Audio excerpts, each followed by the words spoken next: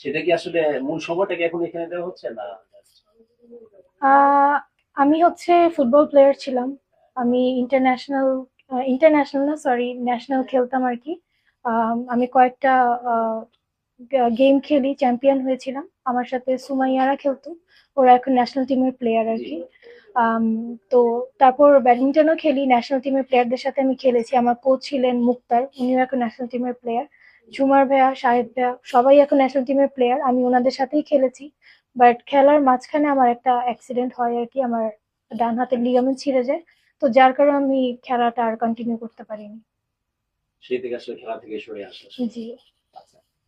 অনেকে আসলে অনেক ধরনের কোশ্চেন করছে, আমরা সেদিকে যেতে চাই না। কি মনে করেন? আসলে মানুষ এটা নিয়ে অনেক কথাই বলছে।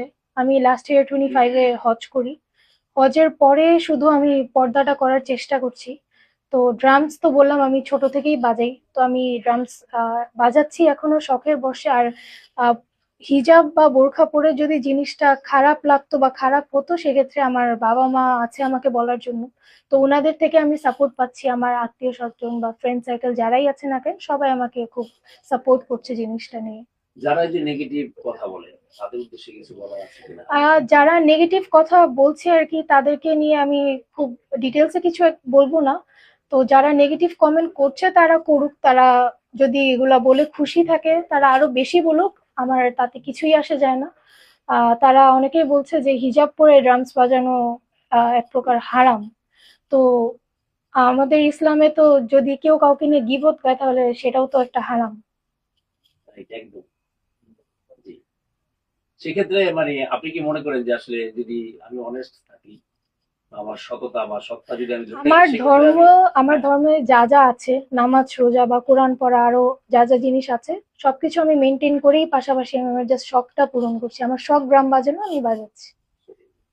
একদম প্রফেশনাল না, যে না, প্রফেশন বা না, যেটা না, না, আমার ফিউচার, আমি এটাকে নিয়ে ভবিষ্যৎ বা না, না, না, স্ট্রাগল করবো, একটা সময় আমি অনেক বড় গান গাবো, স্টেজে ডান্স বাজাবো, এমন কিছু না না, আসলে। জিনিসটা এমন না, আমি জাস্ট শখে বাজাচ্ছি। আমি আগেই বললাম যে ড্রামস আমার পেশা না, আমি জাস্ট শখে বাজাই।